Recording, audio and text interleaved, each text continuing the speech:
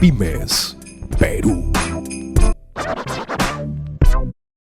Estamos ahora con el doctor Carlos Alguay para hablar justamente sobre el tema de la formalización de las micro, pequeñas empresas. Doctor, bienvenido, buenas noches. Buenas noches, Rómulo, y buenas noches a nuestros amigos de Pymes Perú.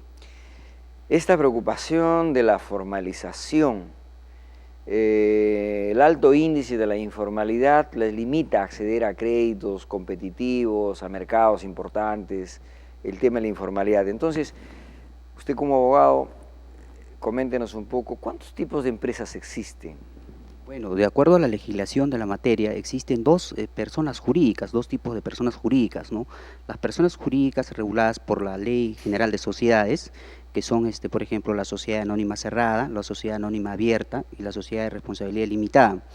Y la otra persona jurídica es la regulada por el Código Civil, son, por ejemplo, las asociaciones, las fundaciones, los comités.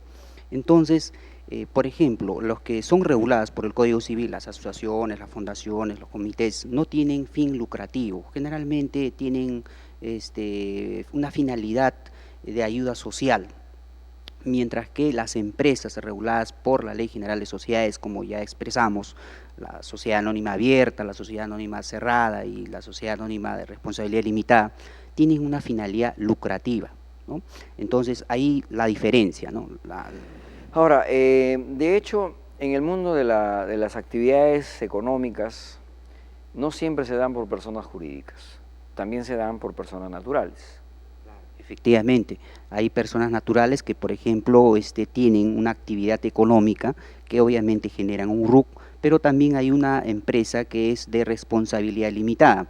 El asunto está aquí, como muy bien acabas de expresar, existen miles de empresas informales que obviamente se requiere formalizarse. Rómulo, no es tedioso, no es complicado, no cuesta mucho dinero formalizar una empresa, es sencillo, es fácil. Entonces yo creo que acudiendo a un profesional, de repente acudiendo a expertos en la materia, podríamos en todo caso entrar a formalizar y justamente evitar muchos casos, como por ejemplo defraudaciones tributarias, el tema penal, todo un tema, porque en realidad aquella empresa que agrede o está en la informalidad, obviamente está cometiendo unos ciertos ilícitos penales, ¿no? Toda persona que está involucrada a la actividad económica, es decir, a desarrollar su propia economía, generar su propio empleo, la primera pregunta que se hace es, ¿qué ventajas tengo al ser formal? La pregunta número 1. Y la pregunta número 2, he decidido formalizarme, pero ahora, ¿en cuál de estas modalidades me formalizo? Claro, efectivamente. Cuando uno obviamente persigue una finalidad económica, obviamente es una persona o es una persona jurídica tendiente a crecer y por lo tanto requiere formalizarse. Uno de los beneficios, por ejemplo, es contar con un respaldo financiero. Por ejemplo, una empresa tal vez quisiera no tener préstamos bancarios, o otro sería alianzas estratégicas con otras empresas similares, porque uno que brinda, por ejemplo, productos, quisiera que sus productos lleguen a puertos, ¿no? Por lo tanto, que necesitamos hacer alianzas. Entonces, las empresas con las que queremos hacer alianzas, obviamente nos exige que tengamos ciertos de esos requisitos. Entonces, el beneficio está también en la seguridad jurídica que protege el Estado, ¿no? Obviamente, el Estado al tributar te protege como persona jurídica, ¿no es cierto? Ahora, en el asunto de lo informal, obviamente, no es así.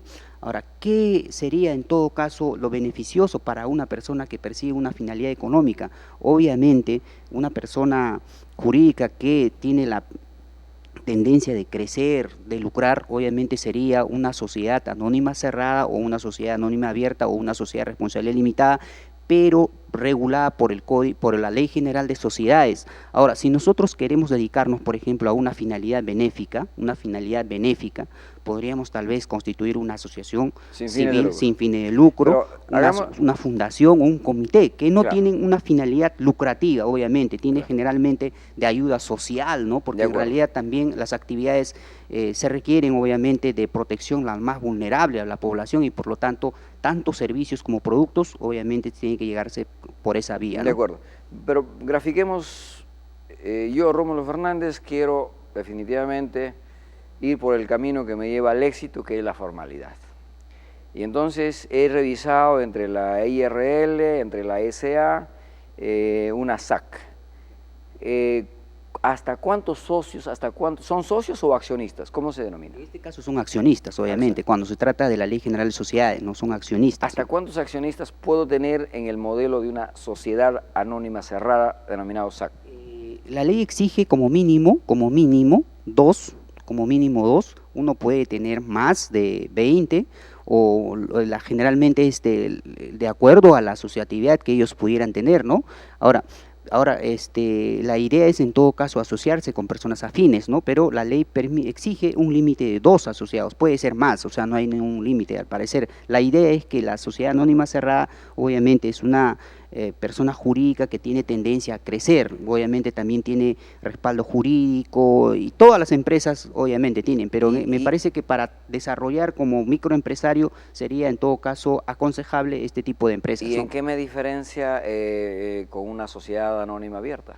Obviamente, la sociedad anónima abierta exige un capital enorme, ¿no? Y también tiene que tener una participación, por ejemplo, como mínimo 20 socios, accionistas en este caso, ¿no? Obviamente tendríamos que tener una transnacional, una cosa así. Por ejemplo, la sociedad anónima abierta, por ejemplo, es Luz del Sur, todas las empresas transnacionales, no era la verdad, ¿no? De acuerdo, para volver a una SAC, ¿qué debo hacer para constituirme como SAC? Es sencillo, Rómulo, es sencillo. Para constituir o formalizar una empresa, lo primero que debe hacer el emprendedor es, en todo caso, ir a registros públicos, buscar una marca, porque hay que tener un nombre de la empresa, y hacer la reserva. Registros públicos nos da la reserva, y esta reserva nos tiene, en todo caso, plazo de 30 días. Posteriormente, acudimos a un profesional, a un letrado, a un abogado, y el abogado seguramente va a desarrollar la constitución y después se eleva a escritura pública y está inscrito. Es sencillo. La escritura pública se eleva ante una notaría. Efectivamente, el notario obviamente eleva la escritura pública la minuta elaborada por el abogado, ¿no? Entonces es tan sencillo, no es tedioso, no es complicado, es más, no es tan oneroso. Así que los amigos de Pymes Perú, que son emprendedores, no deben tener miedo a constituir una empresa o formalizarse, ¿no? Se inscribió mi empresa en los registros públicos. No he terminado de ser formal. Todavía tengo que ir dando otros pasos. ¿Cuáles son? Efectivamente. Hay que ir a la SUNAT.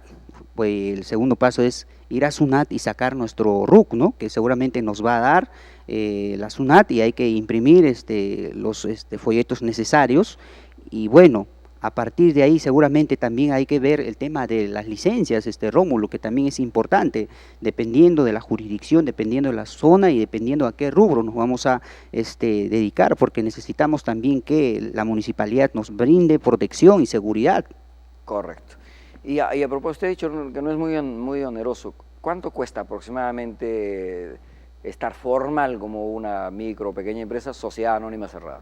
Bueno, mire, los gastos notariales dependen de la notaría, dependen de la zona, dependen del sector. Por ejemplo, mínimo aproximado 500 soles, Rómulo. Con 500 soles, gastos notariales y el abogado que le cobre la minuta 300 soles, estamos hablando de 800. O sea, con todos los gastos, la movilidad y el refresco y todo, pues 1000 soles. Se preocupen, 1000 soles, redondeemos, 1000 soles. Okay. No cuesta mucho.